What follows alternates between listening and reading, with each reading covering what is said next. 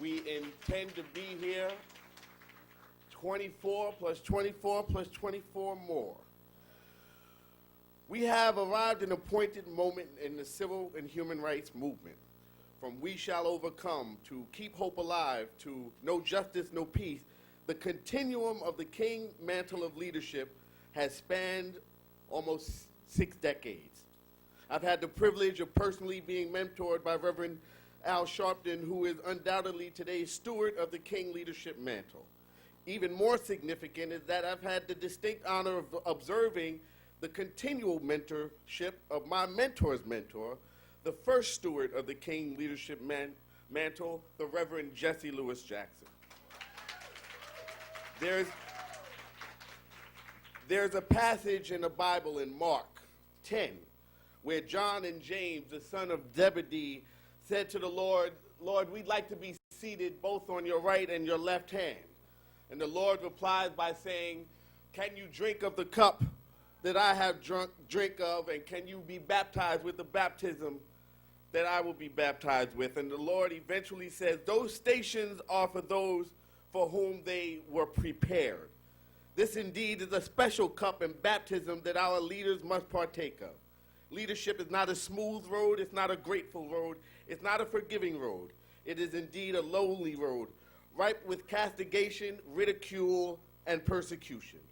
All three of these men, Reverend Dr. Martin Luther King Jr., Reverend Jesse Lewis Jackson, and Reverend Al Charles Sharpton, have stood in the line of fire to shield us from the brutal onslaught of racism, sexism, homophobia, xenophobia, violence, and economic oppression. Reverend Jesse Jackson knew the road less traveled because he was mentored by the one that blazed the trail. Reverend Sharpton knew the road less traveled because he was mentored by the one who paved the road. The King mantle has been their portion because it is a station for which they have been prepared.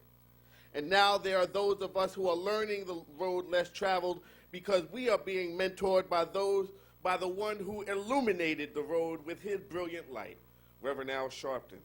The question before us isn't just how far has this mantle advanced us as a people or a nation, as individuals, but how far it has protected us from sliding backwards. Intergenerational progress is predicated on continuity. It's predicated on learning and intergenerational cooperation and mentorship.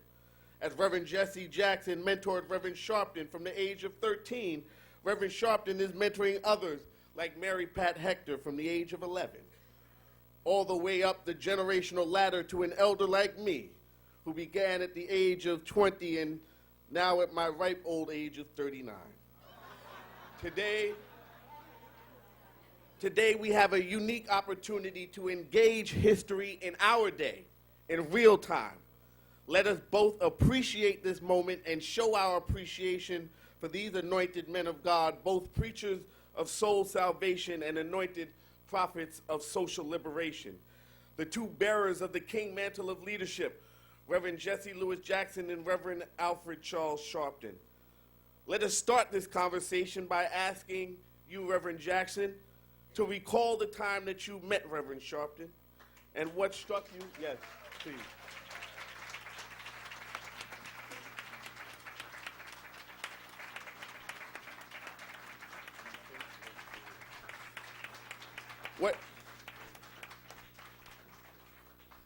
What struck you about him that made you recognize his leadership potential?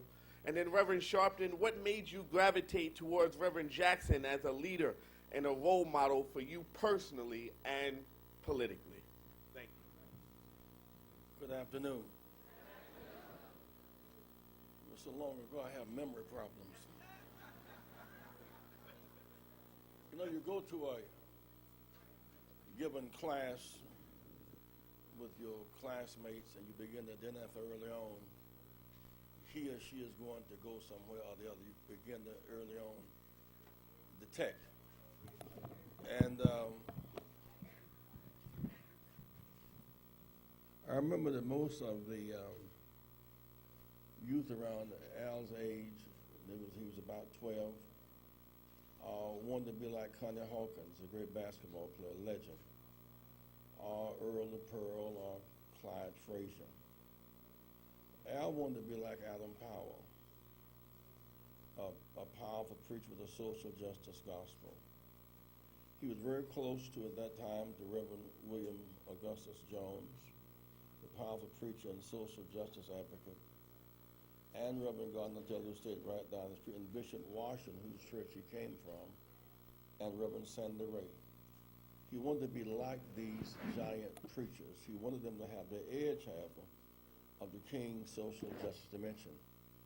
He wanted to be like them. Now he's one of them, perhaps taller than most of them because of the risks he has taken and the reward God has given him with his gifts. I remember so well that I first escorted him to jail. He was around 13 years old. Went to jail fighting the ANP. He was in the lineage of our struggle. He grew up in it. We didn't just see him on TV one night. He didn't happen. He came bottom up, not top down. As we worked together across the country, and he spent time with James Brown exploring the dimensions beyond the church of where our movement had to go. I always believed that so much of our movement for social justice was not confined to the church. The people of conscience was beyond that.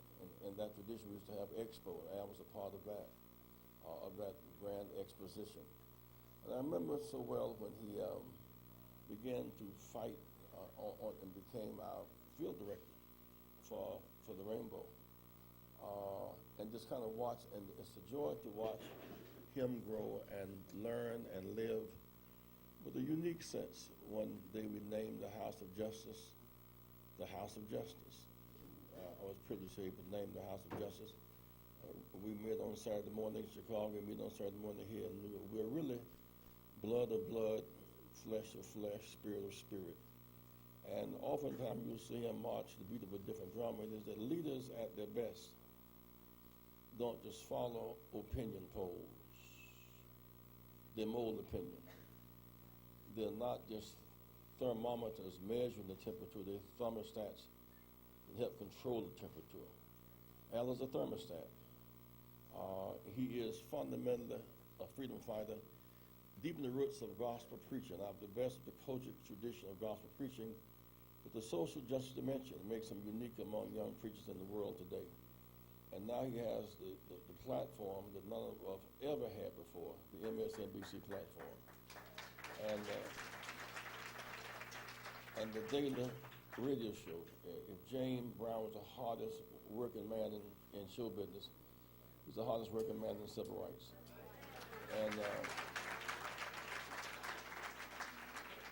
And by far, what's unique about him, the bigger he gets, the smaller he gets.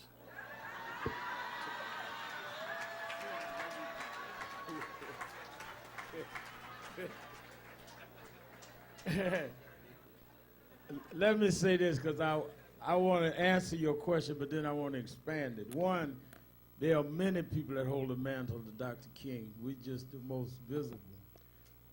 But let me say this. When I was 12 and I was in Church of God in Christ, I became attracted to Adam Clayton Powell, which really became a sensitivity to my calling of social justice. And I used to get by the TV and watch him on the news. I finally convinced my mother to let me go to his church, and I met him. And a year later, he was defeated in the primary, and he retired to Bimini.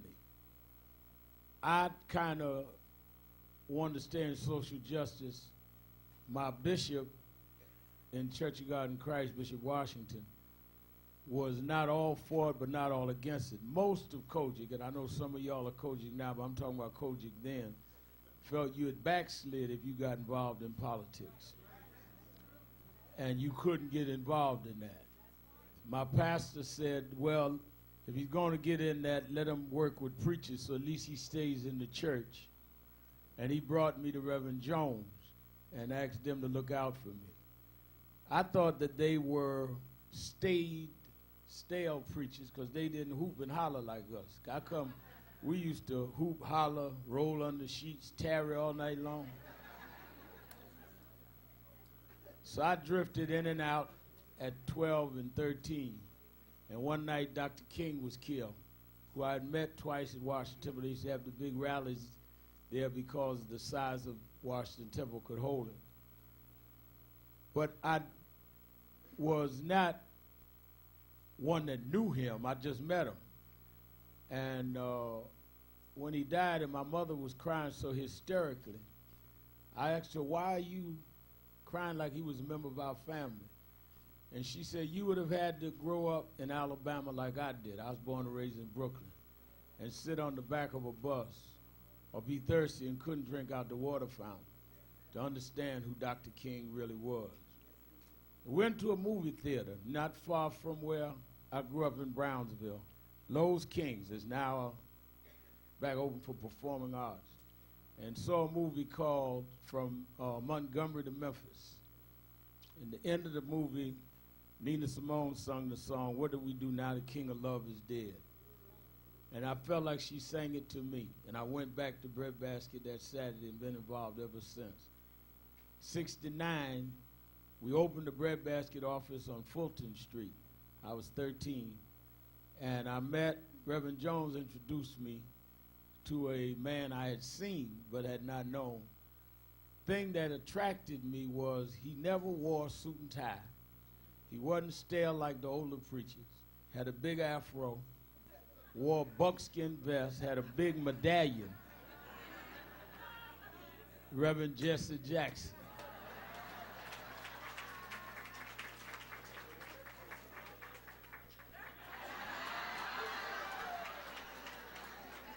He used to do that too. In fact, he had another medallion with Carlos and them with the fist up. And I immediately fell in love with Reverend Jackson. He was the second idol to me to Adam Clayton Powell. Same flair, same kind of charisma, but was hard on me because he used to, I would imitate the flair. But he would tell me, you got to read, you got to study. He said, you can't be up there like a parakeet, just bah, bah, bah, bah, bah, and don't know nothing. And I used to tell my mother, he's hard on me. Got me reading books that I don't understand. Howard Thurman didn't make sense to me. And it started a long relationship. And many of the things I used to get angry at him about, trying to make me do, as I grew older, I learned that leadership is more about what you know than what you show. And Reverend Jackson was, from then and is now, my leader and mentor, and still is. Now, I don't want us talking about this like one thing we get into wrongly in generations, act like generations retire because you come of age. They just continue to serve at a more expanded level. What he's doing in Silicon Valley today is the only one doing that. So when you're talking about yesteryear, I'll give you this. When Ferguson happened, many of you in NAN said this is what we've been talking about for 20 years with police brutality. Then now Charleston has happened. We're saying the same thing. Well, the reason I took it with some balance is that when Obama happened, that stuff he did for 20 years. Sometimes you can get bitter and say, people forget that we've been doing this all along and now they're at the celebration. But you learn to be grateful that you live long enough to see people realize what you do. We ought to be proud that we didn't just get into police abuse. But he has to be proud every time President Obama walks out that White House, because the victory of the race was won in '84 when Jackson cracked open Iowa.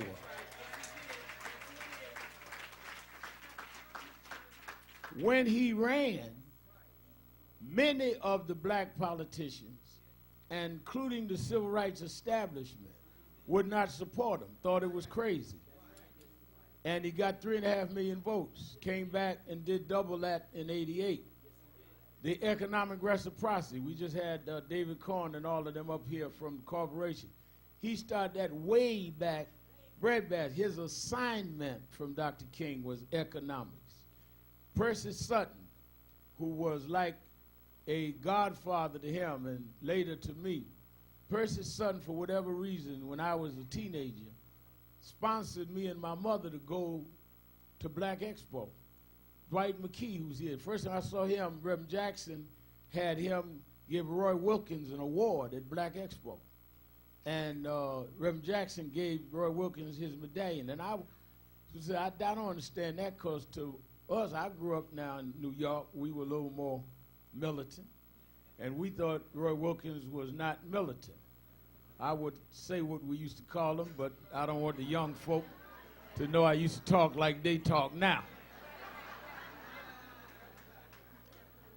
And but I came to understand that we all don't have to do what we do the same way.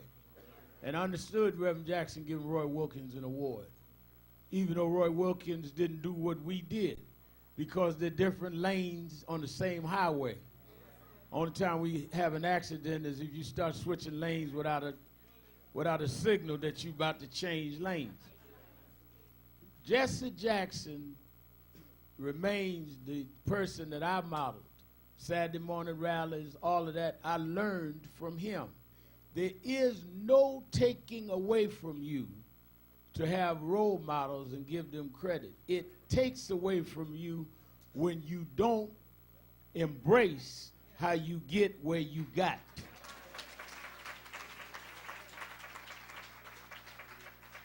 Last point, then I want to get out of all this nostalgia, because I don't want this to turn into that kind of session. But the last point is, he mentioned MSNBC. Guy asked me the other day, what do I think about when I'm going in 30 Rockefeller Center every night, which I'm going to do about an hour?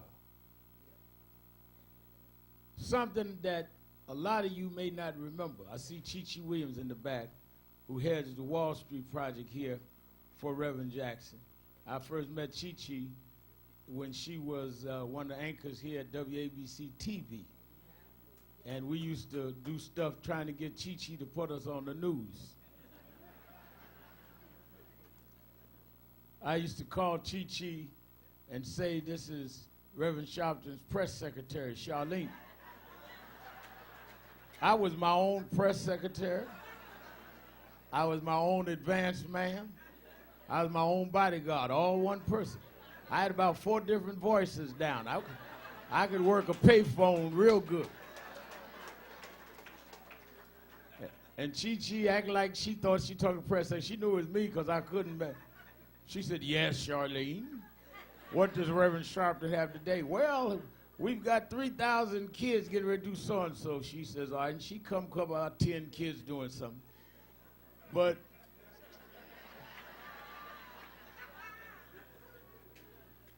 we told her the other 2,900 had gone to lunch. But she put it on TV anyway.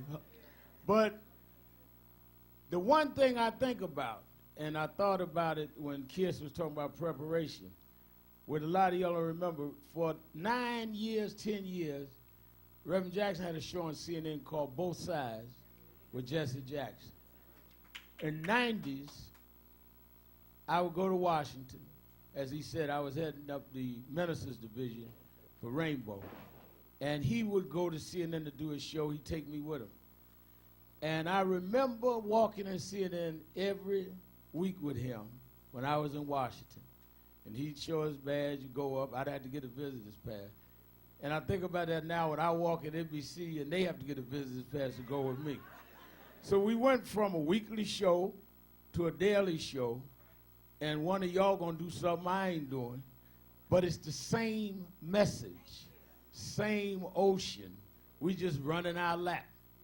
There ain't no conflict. It's a continuity. And the only way you're valid is if something behind you continues the validation. Otherwise, what you're doing wasn't important. I'm glad when Reverend Jackson said he wanted to come to the convention to do a conversation, I'm glad that he came like I was tonight. He named the House of Justice, because National Action Network is a branch of his ministry.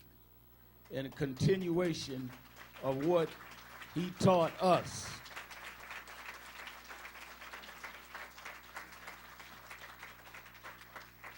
And we should not, we're great. On tomorrow, they're going to have Dr. Ben's funeral. And on Monday, Gardner Taylor's funeral. We are great at great funerals. But we ought not wait for people to pass to give the credit that we wish we had said. He needs to know when we meet that it's just another meeting from what he started, because he had not put that in me as a teenager and others, many of whom will not admit it, then we would not have blossomed and done what we done. Don't mean you don't have disagreements. Don't mean we don't argue. You argue with your daddy and your mama. You argue with your sisters and your brothers. My father was gone for many years. Then when he came back in my life, I wouldn't speak to him, mad about him gone, which is crazy. You mad somebody's gone, when they show up, you still ain't speaking.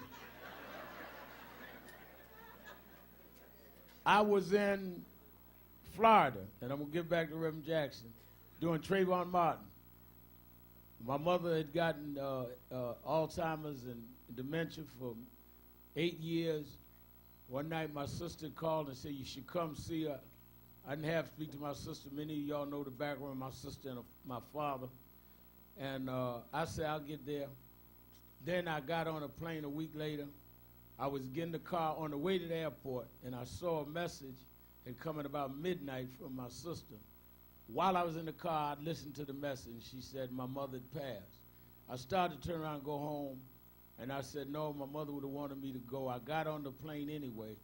Governor David Patterson was on the plane with me, and we flew on to Sanford, Florida. First big rally on Trayvon Martin. And when we landed, David said, I'm looking at the internet, your mother died? I said, yeah, I didn't even tell him. And a week later, we came back for the second rally. Reverend Jackson came. Reverend Jackson and I flew. Lamel McMorris flew us over to Dothan. My mother's funeral was going to be the next day.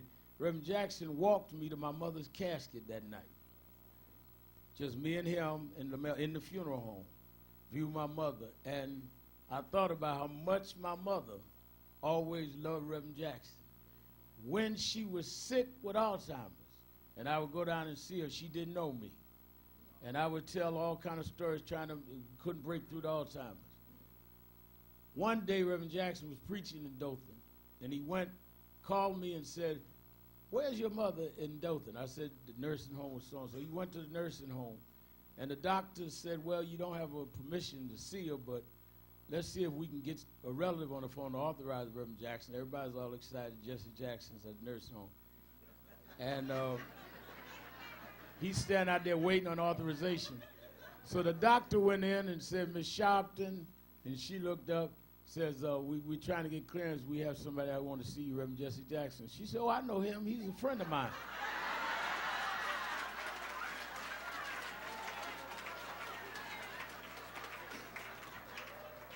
And he never let me forget that she remembered him and she didn't know me. But that's the kind of family that we've been. Now, having said all of that, we are in a technological age. Our young folk don't read newspapers. They read the internet. We get up in the morning seeing this morning the convention in the paper. They get up and get it Google, Yahoo, and a bunch of other sites. And some sites that we are not supposed to be looking at. But that's how they get their news. And they communicate with email and other techniques. Where Dominique and Ashley? Ashley will tell me she was at service last night. She taught me the internet now and technology teaching. I said, really? Said, yes. You was at church late, huh? Yeah. I tried to call you. You wasn't answering your phone. She said, no, we was at service last night. I said, it was interesting because somebody on Instagram looked just like you was at the club last night.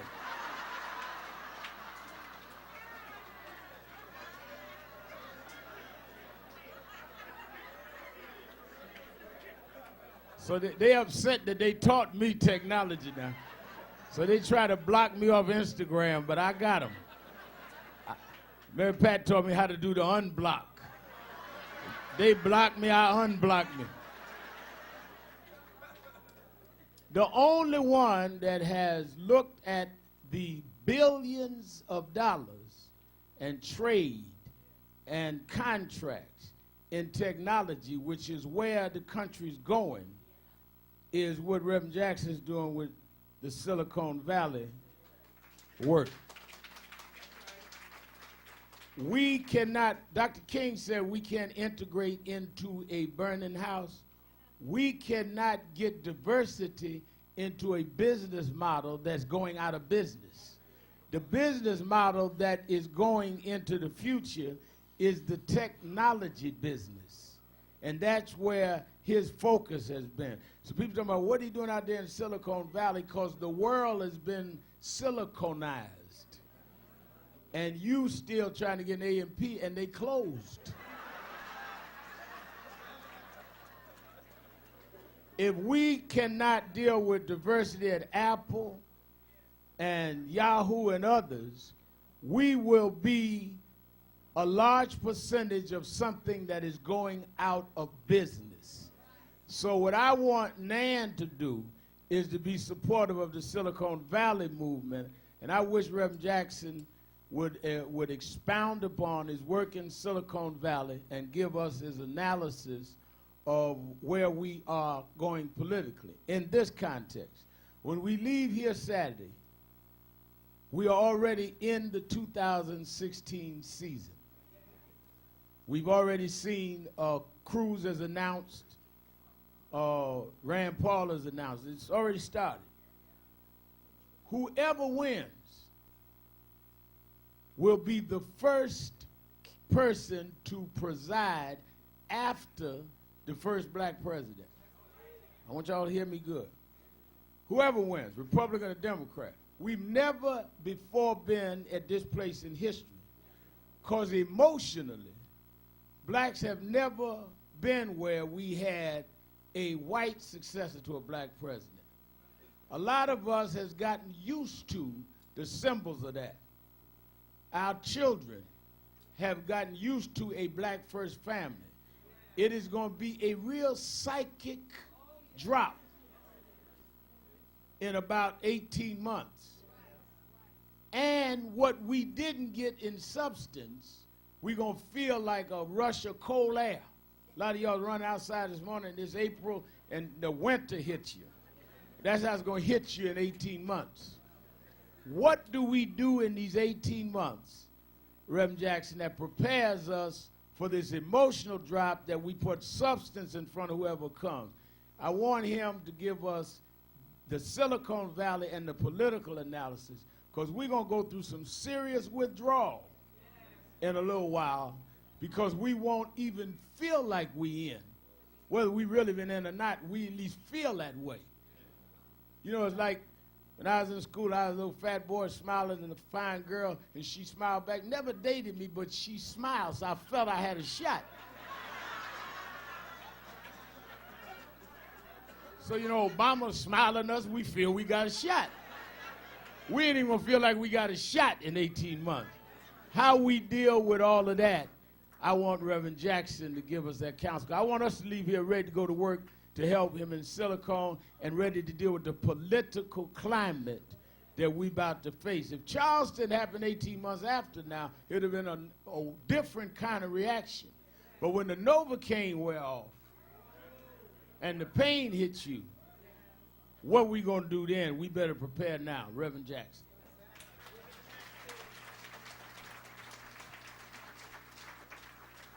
Only Al can preach a question.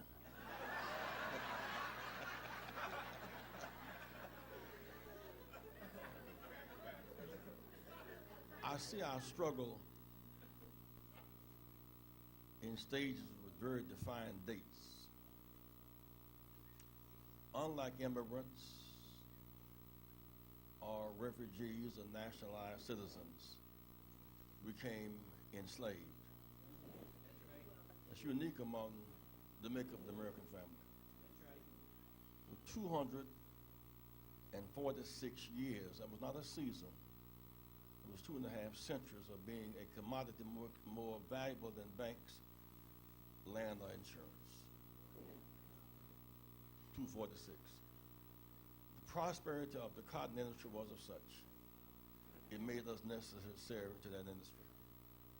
It was not so much north and south because the cotton kingdom was Montgomery, Alabama. The trading port was New York. And that's why you have the graveyards on Wall Street today of our forefathers and foremothers calling out to us. Watch this. Civil War came. We were freed to join the Union Army and did so and helped to win the battles. And while there was not much reluctance to us joining the fight, there was a lot of reluctance to us being freed, even by the Northerners, because they too prospered from the slave industry. But it passed by a few votes. Watch this. 1870, the big mistake made was they put the slave masters in charge of overseeing the liberation.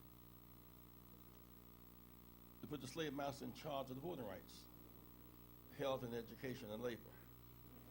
The slave masters were in charge of voting, health, education, and labor. The result is that we had the right to vote for 95 years. It was held up to 1965. It's interesting season in there because we jumped from 1865 Dyson to 1896 when the Supreme Court ruled backwards. What's missed in this equation is 1870 to 1950, there were 4,000 plus blacks lynched. The politics of lynching, the politics of terror. You started lynching with Emmett Till, you missed a lot. You start with our struggle in 1954 with Thurgood Marshall, you missed a lot. I say 246 years of slavery and then another 70 years of lynching where most blacks were killed after church on Sunday. Most lynching parties, women were in their bonnets and men were in their suits. I say 4,000. Many blacks came north not looking for jobs. They came here and got rejected and put in ghettos. They came north as refugees.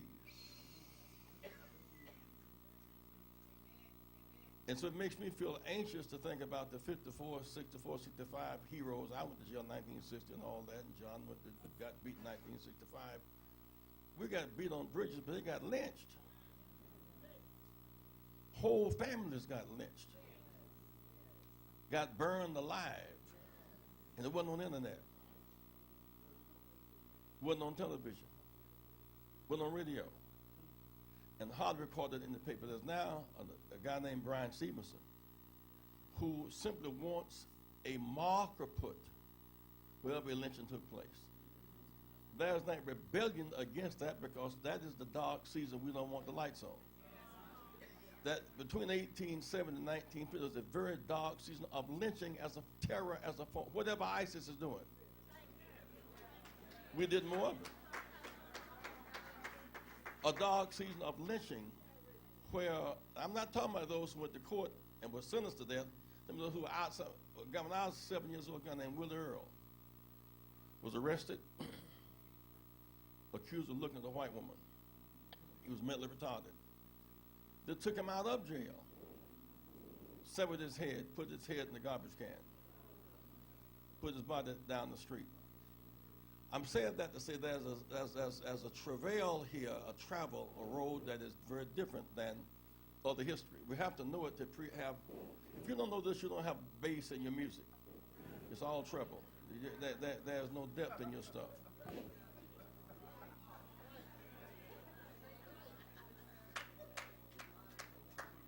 You sympathize, you don't empathize. So we leap fast forward. The 4 stages in the movement, as I see it.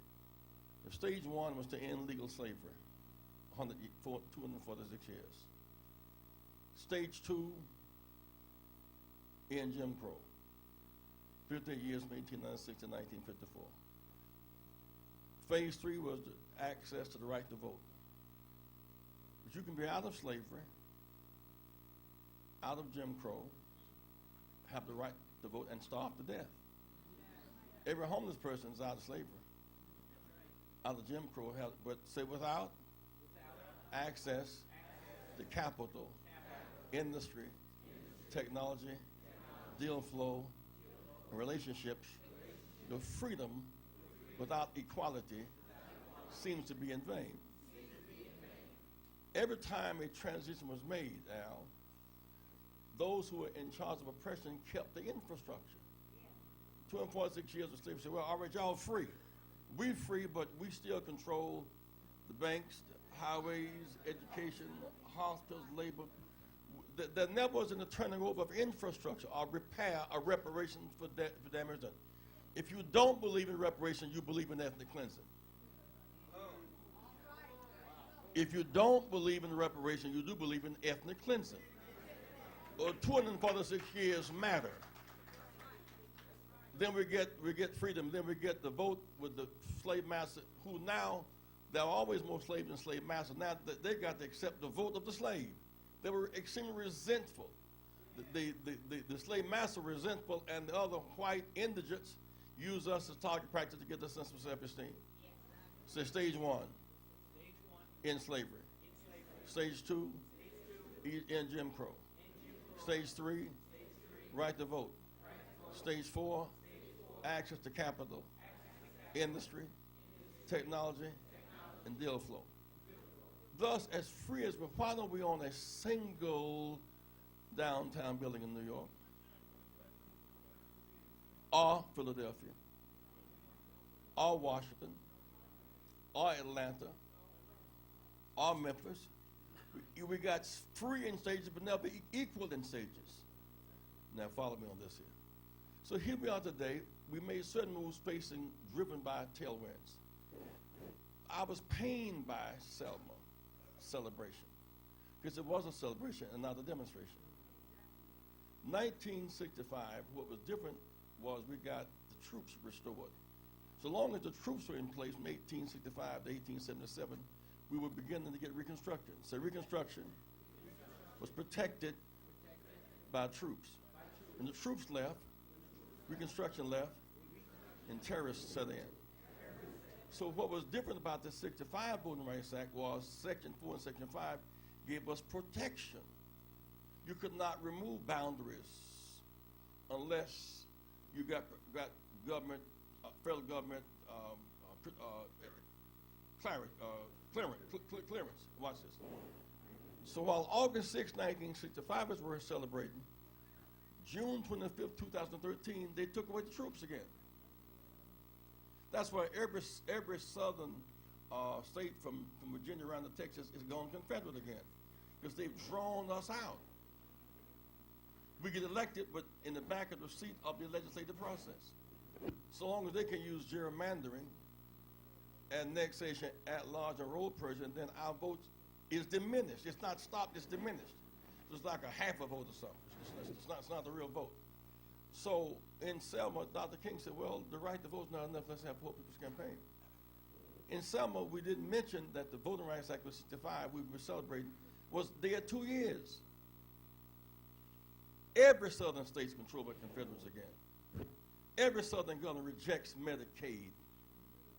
Alabama, the governor standing on the platform with a sense of a flash of decency on that stage, he turned down $10 billion in Medicaid.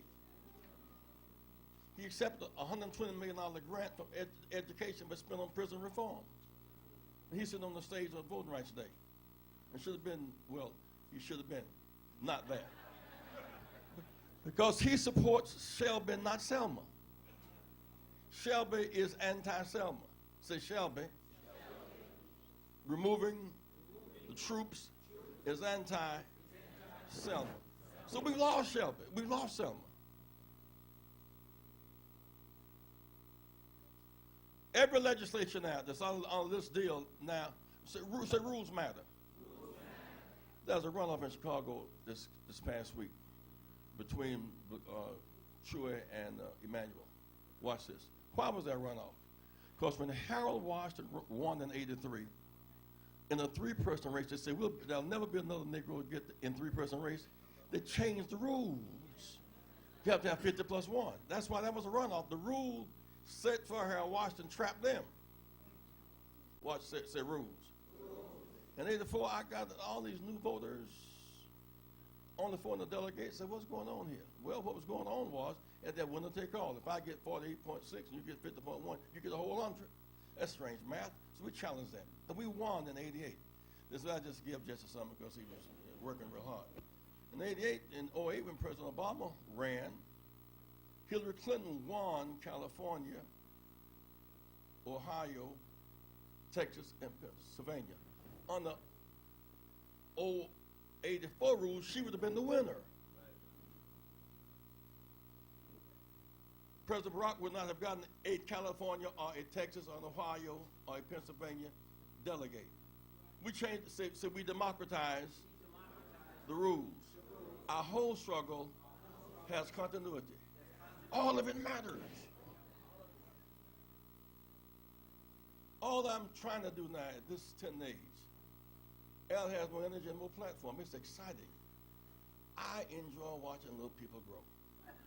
When I look at Al and look at Jesse and look at Jonathan and look at Cynthia, my heart rejoices in watching their growth. This is growth you're looking at here. Let's go a step further. Because what it means is that we're not facing a headwind. In the 6 weeks, we were down, but we've been pushed by tailwind. Going to jail was exciting. March was exciting. And we didn't mind going. But now what we want is being taken away. Question is, are we fighting hard enough to keep it? That is a big question. When Ferguson has 80% black voters and have 6% turnout in celebrating the King holiday, something is missing. When Chicago has 700,000 registered blacks, the Mill wins with 350,000. Something is missing. So I remain agonized with the fact that while we talked about how we won in 65, Dr. King said we got to deal with poverty. Miss Boynton, she is to Selma what Rosa Parks was to Montgomery. Her house is now condemned. Down the street from where she lives, the houses now don't have indoor toilets. Dallas County is 40% in poverty. And so if we are in the King legacy, we must protect the vote on the attack and affirm poverty as the weapon of mass destruction. You can't have a big rally in Selma, don't have it. Here's what Selma did for us. Well, what does us do for Selma? I wouldn't have been a congressman, I wouldn't have been this, I wouldn't have been Selma good. That's what Selma did, but what do we do for Selma? Selma sits there today with a bridge named after Confederate war general. 40% in poverty, drowning in water. And so that's kind of weird. Now, on the Silicon Valley thing, I look up in this stage of our struggle. We got access to education, access to vote, can't get access to capital. That's jumping in a pool without water. You can jump, but sure can't swim. So top 20 companies, 189 board members, 36 white women, 3 blacks, 1 Latino. We challenged them on those numbers. And so they filed a lawsuit. Say they can't tell us information because they have proprietary information. And they won the lawsuit. So we bought shares of stock. Went to shareholders meeting as shareholders, not sharecroppers. I said, Mrs. Meg, 25% of our consumers, 25% of them African American Latino. None of them on our board. Matter of fact, why is it that we're not qualified to serve on boards? What about our EEOC report? I'm shareholder now. I can ask Alva, shifted my attention, Alva. And then I said, but 365 C-suite workers, 3 blacks and one woman, and 3 blacks and 1 Latino. Investment in startup companies as almost in zero. So this fight we're having to make EEOC public, EEO1, and they said we can't find blacks. We bring in the congressman on being inundated by bringing in B1 workers from foreign countries. So there's nothing in Silicon Valley. There's nothing in STEM we cannot do. So I said, well, let's hook up with HBCUs. black engineers are not coming from USC. They're coming from Howard and A&T and Hampton. That's where they're coming from. So now, Enron has a Intel, a $300 million deal from Silicon Valley to HBCUs. One part of it is to make the company look like its market by 2020. Another is to create a pipeline from black colleges to Silicon Valley, and thus invest in startups. Now, Apple is following the path. That change now to a gender and race comes from the civil rights movement. That is our tradition. Now, if I were on the board, I couldn't do that. If I was on the board, we could be on boards. But it's hard to change that, the bigger structure locked into profiting from the old one. It's hard to be on the bigger structure for the future locked in the old one of the past. So I would appreciate at some point in time the benefits of being on the board, but I can't be on that and be a freedom fighter. And I choose to be a freedom fighter. Thank you.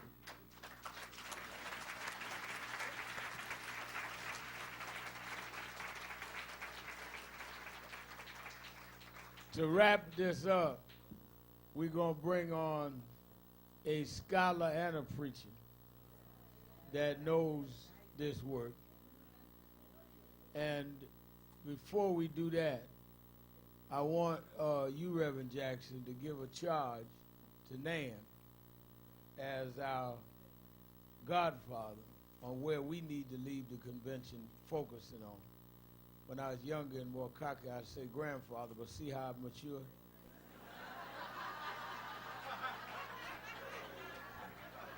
Smaller you get, big you get, smaller you get.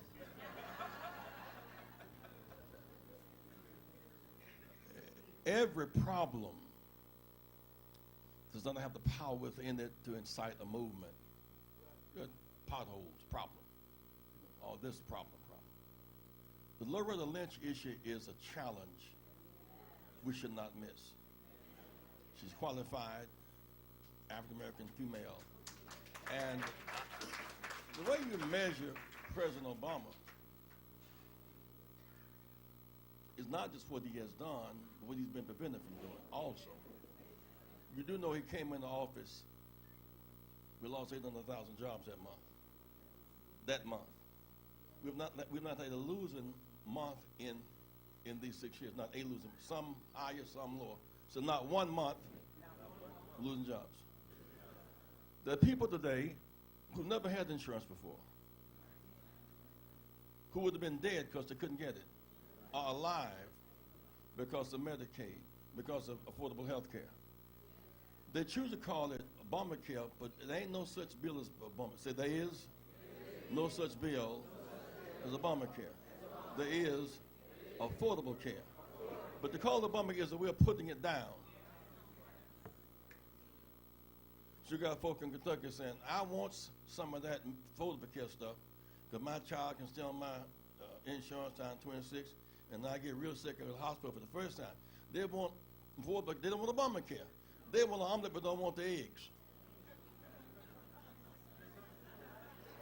So anybody that wants the omelet, don't want the eggs, seriously confused.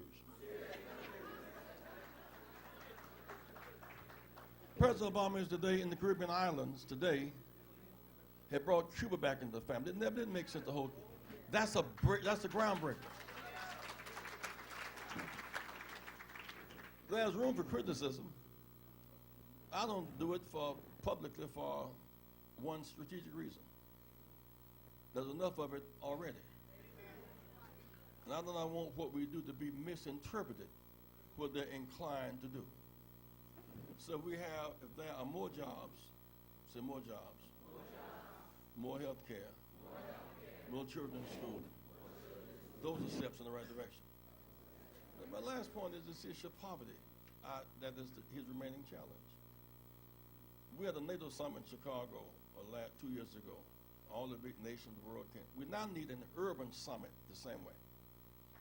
Chicago, on the black side of town, the Latino side of town, 30% unemployment. On the north side, white side of town, 2% unemployment. Suburban jobs wanted signs. You with me so far? In the city closed down 50 public schools, 50 drugstores, 75 grocery stores, and all of the trauma units, and all the banks, and all the outlets to banks. We need an urban, and whether that's Bed-Stuy, or Harlem, or whether it is Memphis, or Newark, there is no defined urban policy. I want the president to come to Chicago, hometown, and bring with him HUD, HHS, Labor, Secretary of Commerce, and use a model for here's how to do it. That way you would circumvent the right-wing Congress, because the beauty of what Lyndon Johnson did, now closing this, Al, is that he knew that the Republicans would, at that point, the Jefferson Davis Democrats would react to war on poverty. He opened up the war on poverty in Appalachia, because there are more white poor than there are black poor. And so he opened up in Appalachia. He deracialized the debate. He say Lyndon Johnson deracialized the debate and whitenized the face of poverty. When John Kennedy went to Harlem Hill with a black baby in his arm, oh, that's what liberals do. It was dismissed. When Robert Kennedy went to Appalachian Hill with a white baby in his arm, that baby's snotty nose, that baby's running water. That face helped redefine the war on poverty. Because, y'all with me so far?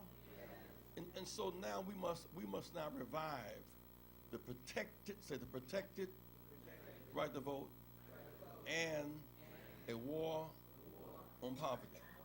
If we leave after 8 years with less voter protection and more poverty, it's not a good thing. And that's why we must join forces, whether it's Loretta Lynch, or whether it's fighting this budget. Can you imagine today? It's hard for me to imagine. My father came from World War II, couldn't use the same toilets as Nazi POWs. The day Dr. King gave that speech from Texas around Maryland, we can use a single public toilet. Smoke in the back could be in the parks, but we could not. We could not rent a room at the Holiday Inn. We could not buy ice cream at Howard Johnson. We have come a long way for freedom, but not very far for equality. That's why you have so little evidence of economic justice. So we have social justice at epidemic level. With equal justice, I share 20,000 auto dealerships, 276 blacks. That's what I'm trying to say. Coke, Pepsi, there's not one black soft drink bottle franchise in the country. I'm talking about equality. I'm not talking about the taste. Am I here by myself? So we are freer and less equal. Do let me say to you, remain close to Reverend Sharpton. He's not just his own man, he's an instrument of God. And God, he's a very scarred man, but you get your stars from your scars. Surviving the winters and the crossfires and the attacks is the stuff of which leadership is made.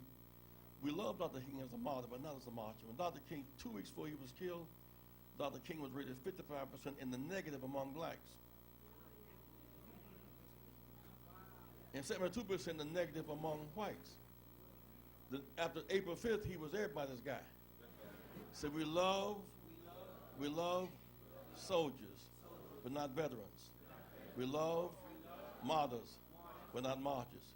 While he yet lives, has us energy, has us platform, rally to his call. God bless you guys. Reverend Jesse Jackson.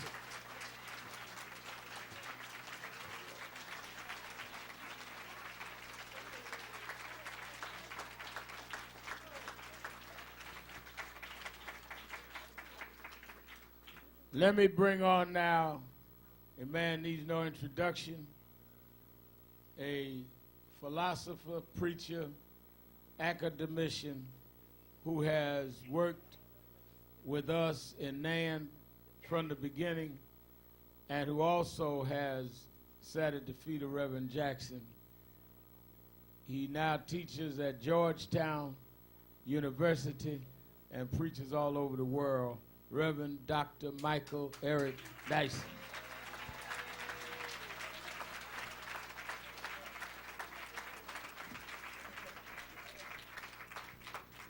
Let the church say amen. Amen. I'm just sandwiched here between two black geniuses, right? One on my right side, a rhetorical master of the first order, a man who cut his teeth in Greenville, South Carolina, and then under the ministry of Martin Luther King Jr., and when he was felled by an assassin's bullet, stood tall and carried us forward under white retrenchment, under the reactionary politics of white supremacy, under black bourgeois captivity to the dominant white supremacist mindset. And then he was a public intellectual arguing our case on television and at Harvard and in the streets. And then he was also raising this young phenom on my left, right? And this man is like Emerson. Constant self-redefinition, renegotiation. He ain't what he was because he has become better than we could imagine, right? And so the path was cleared for this gentleman here because of the death of our great leader. Reverend Sharpton steps into the gap without the benefit of the displacement of the genius that preceded him. And so instead of being murdered, he killed his old image. He redefined his body and his mind. And people talk about his hair. I tell Reverend Sharpton, I love that hair. Put him up next to a silhouette of George Washington and see if you can tell the difference. He took it old school. That's James Brown and the first president of the United States of America. Now, why are we here? Just a couple of minutes. Because both of these men represent the exponential increase in the movement and the struggle to get us free and, as Reverend Jackson said, equal. Ain't no sense in just being free, as Reverend Jackson said, without having the ability to exercise your freedom with economic prerogative. So now the era in which we live is not simply about looking back at Selma and being nostalgic. It's about moving forward. We are now in the era of Black Lives Matter. The first people we got to convince of that is black people.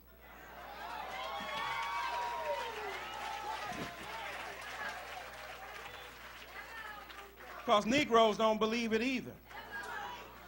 Because if we believed it, we would affirm all black lives, not some black lives. Some of us want the straight people, not the gay, or the lesbian, or the transgender, the bisexual. Some people want the men and not the women. When we talk about what's going on here, and because of these two gentlemen, we have expanded the vision of the civil rights movement. Reverend Sharpton's valiant and courageous defense of same-sex, same-loving gender people is a remarkable development within the context of the Black Baptist and religious tradition. So we got to stop all the hate from within. I ain't never been to a black church that turned down gay tithes. Our singers, our musicians. Or musicians. Or if we're going to be real about it, preachers too. But we ain't got time to break that down. So all black lives matter. And the reason this man is beloved, to my left, among so many black poor people, is because he understood long before most people that the defining issue of our era and epoch would be the vicious assault upon black bodies by white cops and black cops. and police. We didn't need to listen to NWA because he was on it before they were. After police coming straight from the underground, a young brother got it bad because I'm brown and not the other color. So police think they have the authority to kill a minority. He was on it before then. He understood it before then. That's why they call him up. He ain't butting his nose into business he ain't supposed to be in. His job as a prophet is to tell the truth across the nation wherever that truth is demanded. This is why, as Reverend Jackson said in his program and plan, not only do Black Lives Matter and gay and lesbian Black Lives Matter, but little girls' lives matter. I'm over here with Kimberly Crenshaw on the side over here, Black Genius, the founder of Intersectional Thought. Look it up when you go to the crib and Google her. Critical Race Theory. Now Black Girls Matter. Black girls in New York are 10 times more likely to be expelled from school than white girls in New York City. It ain't just our little boys. It ain't just my brother's keeper. It's my sister's keeper too.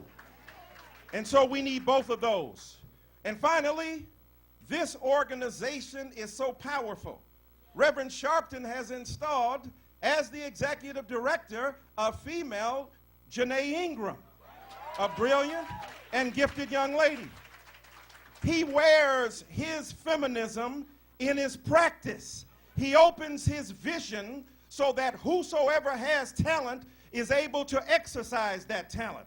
And what you and I must do here now is to leverage all of our potential and our genius and our talent and go forward and defend the Walter Scotts of the world. Because Walter Scott, who got killed on tape in South Carolina, is your daddy, your cousin, your brother, your mama, your sister. Walter is you. And so you've got to understand the importance of what that means. That's why I support National Action Network. That's why Reverend Jesse Jackson is my leader. That's why Reverend Al Sharpton is my leader. He can stand in the White House and talk to the first black president, or he can stand on the street corner and speak to a crack addict. I have been with him when he has done both. He never sells out. He never turns his back on the vulnerable, and he continues to uplift us. I was at his mother's funeral when he preached his mama's funeral with a kind of grief, but also a glory. And what I remembered about that service was that this man who had been through so much tragedy, so much trauma, so many trials, had allowed God to transform his life to make him who he is today. So in contribution to his life, his mother gave all she had. And he gave back to her that day the kind of love and sincere devotion that only a son could give. Now you and I must treat Black America as the kin that we are. We must learn to love each other beyond color coordination, light versus dark, big versus small, educated versus non-educated. Because guess what? If we ain't going together, ain't none of us going at all. And I'll end by saying this. You got to already be there before you get there. I told the story at his mother's funeral. I was changing planes, going from one city to the other, from Detroit to Chicago. My ticket said I left at 8 o'clock and said I arrived at 7:55. Y'all know what I'm saying. I done already got there before I even left. If you ain't at where you going, you ain't gonna be there when you arrive. And so you've got to plan now for the future, for our little ones, girls and boys, for all of our children, so that the truth that we fight for will be theirs. The equality that we need will be theirs. The freedom that we love and embrace will be theirs. And the justice for which we are hungry will be theirs as well. Thank God for these two men. Thank God for these two men. Thank God for these two men. And thank God for our future in our boys and our girls. God bless you.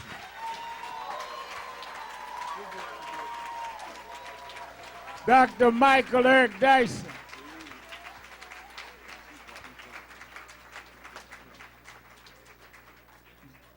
I think with all this, we should raise an offering now. Let me ask you to do this before we break this session. This has been a great family reconciliation, and this is historic, but it ought to be naturally done with your family, your mentor, your church. We all have people in our families that have gone through things undeserving or deserving. And we've got to, in that spirit that Dr. Dyson talked about, be their wind beneath their wings. My younger brother, Jesse Jackson Jr., just was released. And he's in halfway house making his transition. It has been a trying thing for him and his family, and for particularly his mother and father, who, as you've seen Reverend Jackson all over the world in these 2 years while Jesse's been incarcerated, has had to make way for his grandchildren. He now comes home, we don't know what he's going to do, but knowing his brilliance, he will do something with great contribution. I want us to take the hand of the person next to us. I want us to have a prayer for Jesse Jr. And as we pray, I want you to think of someone in your own experience that we need to hold up in prayer. We've got to quit beating each other down and start lifting each other up. Maybe God left us up to test to see if we would help those down. Let's quit talking about, oh, so-and-so's in trouble, and start talking about how we can strengthen each other through our troubles. I want Reverend to be able to tell Jesse the convention pause to pray for him and pray for those like him. Reverend, lead us in prayer. You know, the operative word in this backdrop distinguishes this organization as something called action. Action. When Al goes into a corporate headquarters, he might picket, he might walk, he might negotiate. It's action. Last week when they almost stopped the Big Four, Final Four, because the gays were offended. Blacks are offended every day. And they should have been offended. And there should have been action. But since our boys are going from cotton ball to basketball, we should be offended too. Say somebody must demand an even playing field for all God's children. Accept our petition, dear God. Search our hearts and know our ways. Do it all, make us better, never bitter, and more fit for the fight. Spare our lives and keep us humble in thy presence. Give us the power to do a new thing, love one another as you loved us. The strength to go forward by hope and never backwards by fear. Bless those who hear, those who wish they could be a blessed president today in the islands where so many slave ships landed, for being a source of liberation, a source of hope, a source of power. We thank you so much. Our hearts rejoice. Amen.